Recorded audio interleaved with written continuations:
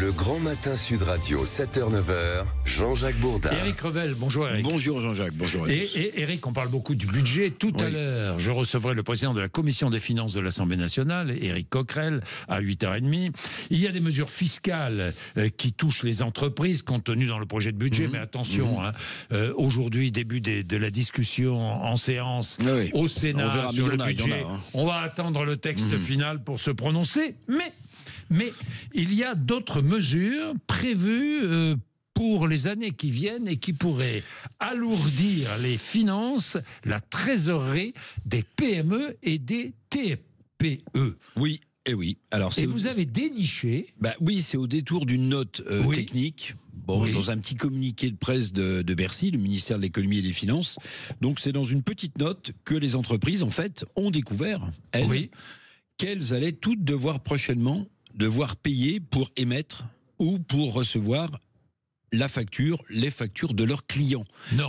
Si.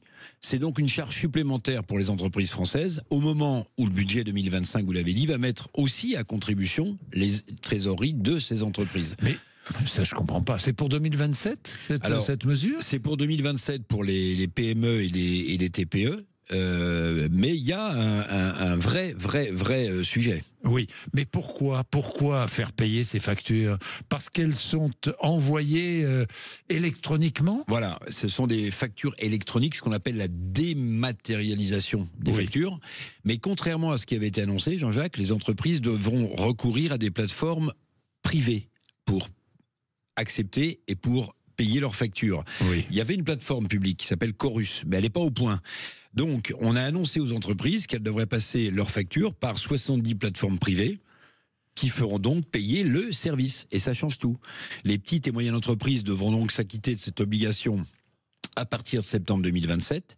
L'objectif, il y en a un quand même de l'État, faut pas le passer sous silence, c'est de lutter contre la fraude à la TVA, qui représente près de 10 milliards d'euros par an quand même. Oui, j'ai compris. Alors, l'idée de Bercy est de mieux contrôler, vous l'avez compris, l'émission et la réception des factures d'entreprise. Les organisations patronales, évidemment, elles sont pour la lutte contre la fraude de la TVA, mais voilà que ce qui était gratuit va donc devenir payant, et ça change tout. C'est malheureusement souvent le cas. Quel coût supplémentaire va représenter ces factures électroniques pour les entreprises payantes ? Alors ça, c'est le deuxième problème. Personne ne connaît encore le coût exact de cette nouveauté pour les entreprises. Ce coût n'a pas encore été estimé. Il dépendra probablement du nombre de factures que l'entreprise émet. Il y aura peut-être un abonnement ou un paiement pour chaque facture. On n'en sait rien. C'est le flou le plus total. Alors on imagine quand même que les grands groupes, eux, ils arriveront à négocier avec les plateformes privées le coût de leur facture. Quant aux petites entreprises, elles paieront avec le risque de difficultés supplémentaires. Puis tout ça aura un impact, in fine. Si vous chargez la trésorerie des entreprises, ça aura un impact sur le chômage, à moins qu'au dernier moment, le gouvernement se donne du temps pour mettre en place la fameuse plateforme publique gratuite ou diffère le passage de ces factures électronique. On verra, mais c'est un vrai sujet. Bien, merci. Et vous savez qu'ici, nous défendons les PME, TPE. Et si vous voulez avoir des informations sur les PME, TPE, écoutez Sud Radio, parce que nous sommes à l'affût de tout ce qui risque de vous arriver. Il est 7h29. Merci d'être avec nous.